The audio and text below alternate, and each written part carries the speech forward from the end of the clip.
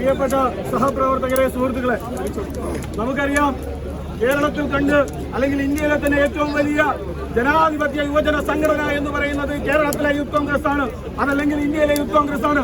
സാമൂഹ്യ പ്രതിബദ്ധതയോടുകൂടി സാമൂഹ്യ ബോധത്തോടുകൂടി പ്രവർത്തിക്കുന്ന ഒരു യുവജന സംഘടനയുടെ അധ്യക്ഷനെ രാത്രി വീട്ടിൽ കയറി അറസ്റ്റ് ചെയ്ത പിണറായി ഗവൺമെന്റിനെതിരെയുള്ള അതിശക്തമായ പ്രതിഷേധമാണ് ഇവിടെ നമ്മളെല്ലാവരും കാണുന്നത്. ഇവിടെ ഞാൻ നേരത്തെ പറഞ്ഞതുപോലെ ഇവിടുത്തെ ഗവൺമെന്റ് BJP-ക്കാരെ ഒന്നുപോലും തൊടാൻ മടിക്കുന്ന ഒരു ഗവൺമെന്റ്, ഇവിടെ സുരേഷ് ഗോപിയെ തൊടാൻ മടിക്കുന്ന ഒരു ഗവൺമെന്റ്, കെ സുരേന്ദ്രനെ തൊടാൻ മടിക്കുന്ന ഗവൺമെന്റ് വീട്ടിൽ കയറി രാഹുൽ മാങ്കൂട്ടത്തിനെ അറസ്റ്റ് ചെയ്യുകയാണ് ഉണ്ടായത്. ഞാനൊരു കാര്യം ഈ അവസരത്തിൽ പറയുകയാണ്, നിങ്ങൾ ഞങ്ങളുടെ പ്രിയപ്പെട്ട സംസ്ഥാന അധ്യക്ഷന്റെ വീട്ടിൽ കയറാൻ നിങ്ങൾ തയ്യാറായാൽ ഇവിടെ പിണറായി വിജയന്റെ വീട്ടിൽ കയറാനും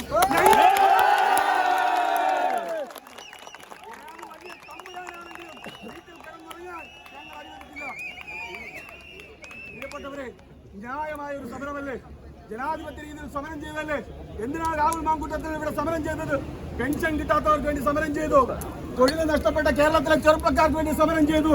നിങ്ങൾ കട്ടുമുടിക്കുമ്പോൾ അതിനെതിരെ സമരം ചെയ്തു.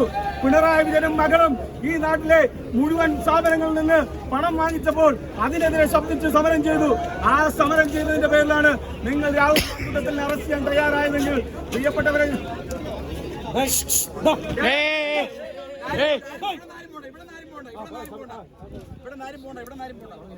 പ്രിയപ്പെട്ടവരെ, ഞാനൊരു കാര്യം കൂടി പറഞ്ഞ് അവസാനിപ്പിക്കാൻ ആഗ്രഹിക്കുന്നു. ഇവിടെ രാഹുൽ മാങ്കൂട്ടത്തിനെ അറസ്റ്റ് ചെയ്ത പോലീസുകാരനോടാണ് പറയുന്നത്, രാഹുൽ എന്ന് പറയുന്ന വ്യക്തിത്വം അറിയാം, കേരളത്തിലെ മുഴുവൻ ആളുകൾക്കും അറിയാവുന്ന വ്യക്തിത്വമാണ്.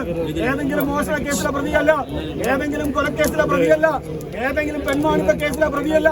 ഇവിടത്തെ രാഹുലിനെ അറസ്റ്റ് ചെയ്ത പോലീസ് ഉണ്ടല്ലോ, മാങ്ങ മോഷ്ടിച്ച പോലീസ് ഉണ്ടല്ലോ, നമുക്കെല്ലാം അറിയാം. ഇവിടെ പ്രതികളുടെ ഭാര്യയുമായി ചുറ്റിക്കളിച്ച കേരളത്തിലെ പോലീസിനെ നമുക്കറിയാം. പോക്സോ കേസിലെ ഇരകളെ പോലും വെറുതെ വിടാത്ത കേരള പോലീസാണ് തികഞ്ഞും മാന്യനായ ഏറ്റവും വലിയ ജനാധിപത്യ യുവജന സംഘടനയുടെ അധ്യക്ഷനായ രാഹുൽ മാങ്കൂട്ടത്തിനെ അറസ്റ്റ് ചെയ്യാൻ തയ്യാറായത്. ഇതൊരു താക്കീതാണ്. ഇങ്ങനെയാണ് നിങ്ങൾ പോകുന്നതെങ്കിൽ അതിശക്തമായ സമരം കേരളത്തിലെ യുവജന